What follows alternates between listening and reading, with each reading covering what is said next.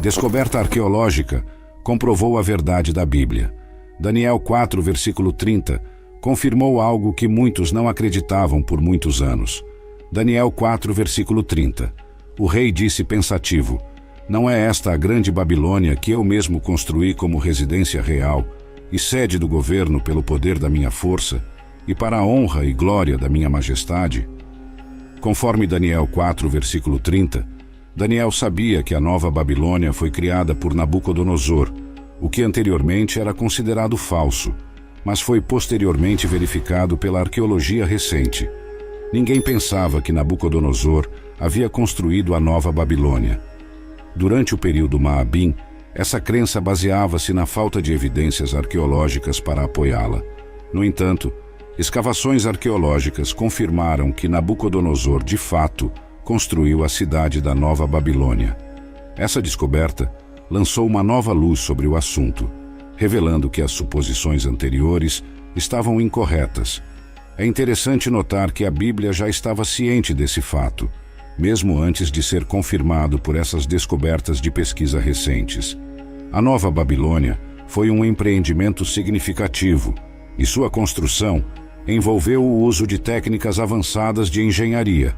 A criação dessa cidade por Nabucodonosor foi um reflexo de sua ambição e desejo de estabelecer um império poderoso. Apesar do ceticismo em torno da construção da Nova Babilônia, agora está claro que a visão e determinação de Nabucodonosor permitiram que ele criasse um dos impérios mais impressionantes do mundo antigo. Imagine isso, uma época em que as linhas entre deuses e mortais eram turvas, quando um rei não era apenas um governante, mas ele mesmo um deus. Assim foi o reinado de Nabucodonosor, que comandava não apenas respeito, mas adoração de seus súditos. Assim, seu governo foi caracterizado por uma aura de mistério e fervor religioso. Ele era um indivíduo incrivelmente significativo, tanto que ninguém no mundo poderia se comparar. A própria ideia de desrespeitar seus servos, quanto mais falar fora de hora com ele diretamente, era suficiente para enviar arrepios na espinha de qualquer um. O rei Nabucodonosor detinha um poder e privilégio sem precedentes que excediam a maioria das pessoas na história. Ele construiu um vasto e poderoso império que acabou subjugando duas outras grandes civilizações, a Síria e Egito. Ele detinha mais controle sobre o mundo durante seu reinado do que qualquer outro homem antes dele. No entanto, seu testemunho escrito revela que sua riqueza e poder gradualmente o intoxicaram. Ele se tornou cada vez mais arrogante e sua posição como o homem mais poderoso da Terra lhe deu uma visão distorcida e inflada da vida e do mundo ao seu redor. No Museu Britânico, você pode encontrar 6 colunas de escrita antiga que datam da era babilônica. Essas colunas fornecem uma visão fascinante do reinado do rei Nabucodonosor e de seus ambiciosos projetos de construção, visando transformar a cidade. As inscrições nessas colunas oferecem um vislumbre do desejo do rei de melhorar a infraestrutura, arquitetura e estética geral da cidade. Essas colunas são consideradas artefatos históricos significativos. A maioria dos tijolos descobertos durante as escavações da Babilônia traz a inscrição Nabucodonosor, rei da Babilônia, apoiador de Sagula e Aida, exaltado primogênito de Nabopolassar, rei da Babilônia. A Bíblia nos conta muito sobre este homem, que é o maior homem de seu tempo. Este rei caiu pela mão de Deus e louvou o Deus de Israel. Nabucodonosor se casou com uma bela princesa das montanhas da Pérsia, onde agora se localiza a capital do Irã. Ela chegou ao palácio de Nabucodonosor, mas rapidamente sentiu saudades de casa. Ela sentia falta das montanhas, das árvores e dos animais selvagens. Quando Nabucodonosor soube o motivo de sua insatisfação, ele imediatamente se comprometeu a corrigir a situação. Ele construiu uma enorme montanha de tijolos e a adornou com uma variedade de árvores, arbustos e plantas. Sua aparência deslumbrante lhe rendeu um lugar como uma das 7 maravilhas do mundo, os Jardins Suspensos da Babilônia. Os Jardins Suspensos da Babilônia atraíram muitos visitantes. Acima dos jardins, um zoológico privado de animais exóticos foi construído para entreter a esposa do rei, que não estava familiarizada com os arredores planos da Babilônia. Um dia, ele estava em pé no telhado de seu magnífico palácio, quando de repente percebeu o que havia realizado. Não é esta a grande Babilônia que construí por meu próprio poder e glória? Perguntou a si mesmo, sentindo-se orgulhoso e realizado. Ele adormeceu e sonhou. Daniel 4 é a única história do Antigo Testamento onde uma pessoa é transformada em um animal, semelhante ao motivo clássico da metamorfose. Pense na cena em Pinóquio, quando os meninos se transformam em asnos, ou nos numerosos contos do poeta romano Ovídio, onde os deuses transformam humanos em criaturas que representam seus defeitos trágicos. O texto retrata o destino de Nabucodonosor da seguinte maneira: ele foi banido da sociedade humana e comeu grama como um animal. Seu corpo foi encharcado com o orvalho do céu, e seu cabelo cresceu tanto quanto as penas de uma águia. Suas unhas eram como as garras de um pássaro. Essa é a matéria para contos de fadas? O que aconteceu com Nabucodonosor e o que isso significa? Este não é o seu típico conto de fadas narrativo ou uma representação de uma mente delirante. É uma representação emocionante de como Deus instrui os orgulhosos a honrar e glorificar seu nome. Nabucodonosor e a mente animal. No 4º capítulo do livro de Daniel, encontramos Nabucodonosor, o rei babilônico, relaxando em seu palácio quando teve um sonho. O sonho, no entanto, não era um sonho comum. Os detalhes do sonho não são revelados até mais tarde no capítulo, mas é claro que profundamente perturbou Nabucodonosor e pesou muito em sua mente. Daniel 4, versículo 10 a 3, Bíblia amplificada. As visões que passaram pela minha mente enquanto eu estava deitado em minha cama eram estas. Eu estava olhando, e eis que havia uma árvore no meio da terra, e sua altura era grande. A árvore cresceu e tornou-se forte, e sua altura alcançou o céu, e era visível até o fim da terra. Suas folhas eram belas e seu fruto abundante, e nela havia comida para todos. As feras do campo encontravam sombra sob ela, e os pássaros do céu faziam ninho em seus galhos, e todas as criaturas vivas se alimentavam dela. E eis que eu vi nas visões da minha mente, enquanto eu estava deitado em minha cama, um vigia angelical, um santo, descendo do céu. Ele gritou em voz alta e disse: cortem a árvore e cortem seus galhos, sacudam suas folhas e espalhem seu fruto. Deixem que as criaturas vivas fujam de debaixo dela, e os pássaros voem de seus galhos. No entanto, deixem o toco com suas raízes no chão, amarrado com uma faixa de ferro e bronze na nova grama do campo. E deixem-no ser molhado com o orvalho do céu, e deixe-o se alimentar com os animais na grama da terra. Deixe sua mente e natureza serem mudadas de um homem para um animal, e deixe que a mente e natureza de um animal sejam dadas a ele, e deixe que 7 períodos de tempo passem sobre ele. Esta sentença é pelo decreto dos vigias angelicais, e a decisão é um comando dos santos, para que os vivos saibam, sem qualquer dúvida, que o Deus Altíssimo governa sobre o reino dos homens e o concede a quem desejar, e coloca sobre ele os mais humildes e menos dos homens. Este é o sonho que eu, rei Nabucodonosor, tive. Agora você, Beltesazar, explique seu significado, pois nenhum dos sábios do meu reino é capaz de revelar sua interpretação para mim. Mas você é capaz, pois um espírito dos santos deuses está em você. Então Daniel, cujo nome babilônico era Beltesazar, ficou estarrecido e sem fala por um tempo, porque estava profundamente preocupado com o destino do rei, e seus pensamentos o alarmaram. O rei disse: Beltesazar, não deixe o sonho ou sua interpretação te assustar.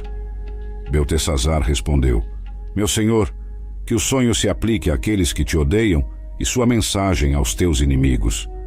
A árvore que você viu, que se tornou grande e forte, cuja altura alcançou o céu e que era visível para toda a terra, cuja folhagem era bela e seu fruto abundante, e em que havia alimento para todos, sob a qual as feras do campo viviam, e em cujos galhos os pássaros do céu faziam ninho, é você, ó rei, que se tornou grande e cresceu forte. Sua grandeza aumentou e alcança até o céu, e seu domínio até os confins da terra. E quanto ao rei ter visto um vigia angelical, um santo, descendo do céu e dizendo: cortem a árvore e destruam-na, mas deixem o toco com suas raízes na terra, com uma faixa de ferro e bronze ao redor dele, na nova grama do campo, e deixem-no ser molhado com o orvalho do céu, e deixem-no se alimentar com as feras do campo, até que 7 períodos de tempo passem sobre ele. Esta é a interpretação, ó rei, e é o decreto do Deus Altíssimo que veio sobre meu senhor, o rei. Você será expulso da humanidade, e sua morada será com as feras do campo, e você será dado a comer grama como o gado, e será molhado com o orvalho do céu. E 7 períodos de tempo passarão sobre você, até que você saiba, sem qualquer dúvida, que o Deus Altíssimo governa sobre o reino dos homens, e o concede a quem ele desejar. E no que foi ordenado para deixar o toco das raízes da árvore, seu reino lhe será restaurado, depois que você reconhecer e entender plenamente que o céu governa.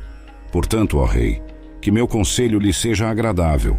Afaste-se agora dos seus pecados e mostre arrependimento fazendo o que é certo, e de sua maldade, mostrando misericórdia aos pobres, para que, se você se arrepender, possa haver uma continuação de sua prosperidade e tranquilidade e uma cura de seu erro. Tudo isso aconteceu com Nabucodonosor, o rei. 12 meses depois, ele estava andando no nível superior do palácio real da Babilônia. O rei disse pensativamente: não é esta a grande Babilônia que eu mesmo construí como residência real e um assento de governo pelo poder da minha força e para a honra e glória da minha majestade? Esta punição representa uma queda na hierarquia da ordem criada, de ser um provedor e protetor universal para se tornar alguém que precisa de provisão e proteção, uma besta humilde. Salmo 8, versículos 5 a 7, Bíblia Amplificada. No entanto, você o fez um pouco menor que Deus, e o coroou com glória e honra. Você o fez ter domínio sobre as obras de suas mãos, e colocou todas as coisas debaixo de seus pés, todas as ovelhas e bois, e também as bestas do campo, os pássaros do céu e os peixes do mar. Assim como os pássaros e as bestas encontraram abrigo e sustento sob a grande árvore, Nabucodonosor se tornou como eles. O texto rapidamente transita do estado animal de Nabucodonosor para sua restauração. Daniel 4, versículo 30 e 1 a 34, Bíblia Amplificada. Enquanto as palavras ainda estavam na boca do rei, uma voz caiu, como se do céu, dizendo: ó rei Nabucodonosor, a você é declarado: o reino foi removido de você, e você será expulso da humanidade, e sua morada será com os animais do campo. Você será dado a comer grama como o gado, e 7 períodos de tempo passarão sobre você, até que você saiba, sem qualquer dúvida, que o Deus Altíssimo governa sobre o reino dos homens, e o concede a quem ele desejar. Imediatamente, a palavra referente a Nabucodonosor se cumpriu. Ele foi expulso da humanidade e começou a comer grama como o gado, e seu corpo foi molhado com o orvalho do céu, até que seu cabelo cresceu como penas de águia, e suas unhas eram como garras de pássaro. Mas no final dos dias, isto é, nos 7 períodos de tempo, eu, Nabucodonosor, levantei meus olhos para o céu, e minha compreensão e razão retornaram para mim, e eu abençoei o Deus Altíssimo, e louvei e honrei e glorifiquei aquele que vive para sempre, pois seu domínio é um domínio eterno, e seu reino dura de geração em geração. O momento em que Nabucodonosor levanta os olhos para o céu na Bíblia é um momento de grande significado.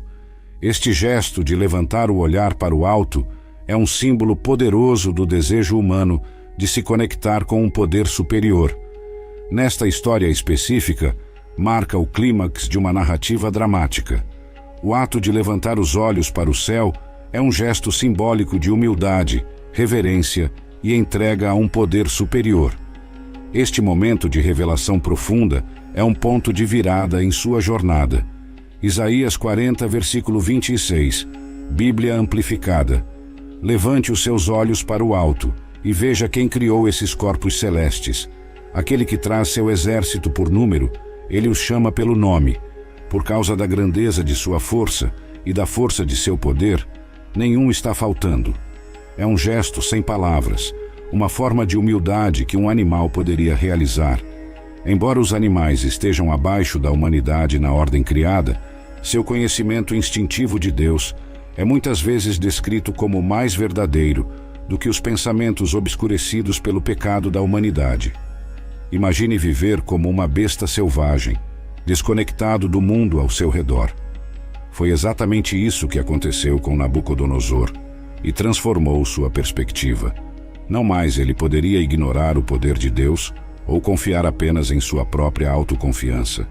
Ele foi forçado a confrontar suas limitações e olhar para cima, abraçando seu novo senso de dependência.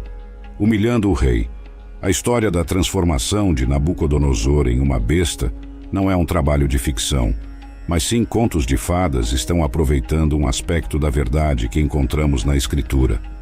Na velha história, o príncipe arrogante é transformado em uma besta até que aprenda a amar de forma altruísta. Sua aparência externa é feita para combinar com seu caráter até que ele mude seus modos. O orgulho de Nabucodonosor o fez se tornar sub-humano. Então Deus o baniu da humanidade. Ele foi dado à mente de um animal para ensiná-lo a humildade diante de Deus.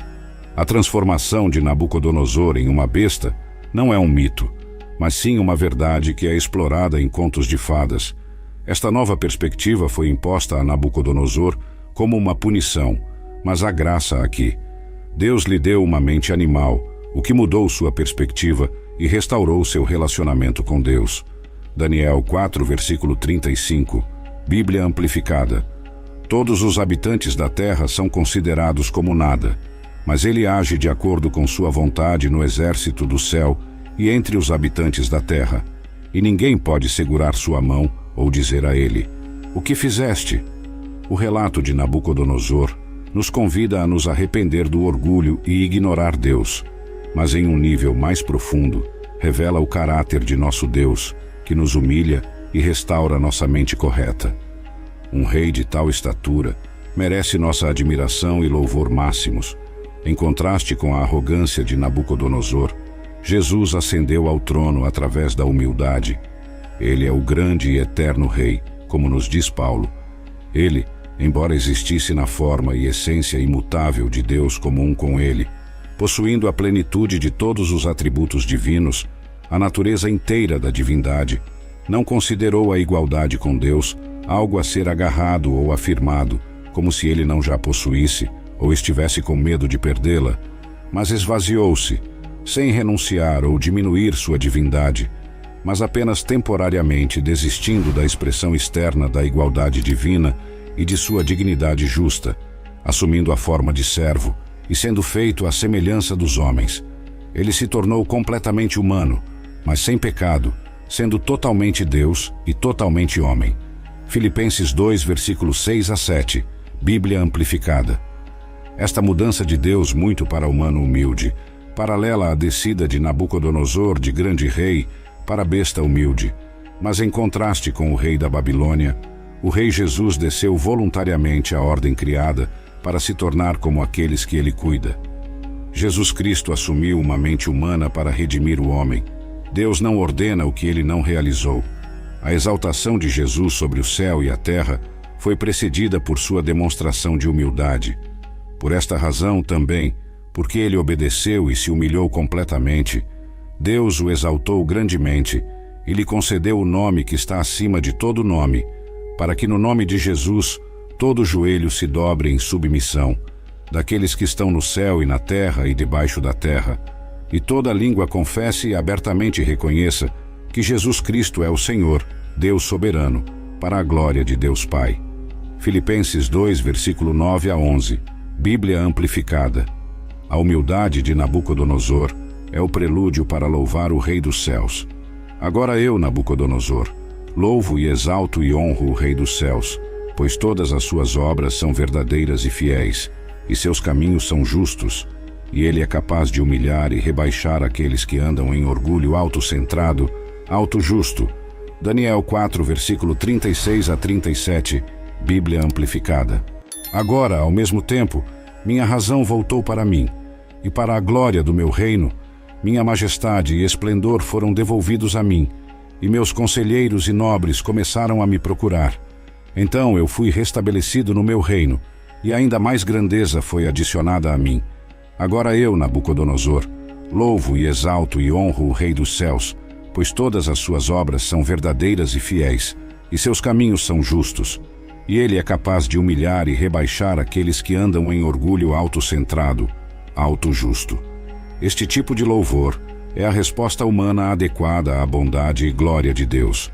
Mas o orgulho desordena nossas mentes, de modo que ignoramos Deus e nos tornamos menos do que humanos. Paulo nos exorta a refletir sobre a humanidade de Cristo, para que possamos incorporar sua mente. Filipenses 2, Bíblia Amplificada. Tenha em vocês a mesma atitude que estava em Cristo Jesus. Olhe para ele como seu exemplo em humildade altruísta. Quando vemos o caráter de Deus brilhando em sua humildade, isso nos humilha e nos leva a louvar. Como Nabucodonosor e como Jesus, devemos nos humilhar para ascender à nossa plena humanidade. Oremos. Querido Pai Celestial, estar certo é muito mais divertido do que ser humilhado. Permanecer na defensiva é muito mais fácil do que oferecer bondade. Vingar-se é mais instintivo do que abaixar-se. Ao amanhecer um novo dia sobre mim, sinto a necessidade de um novo começo e graça renovada.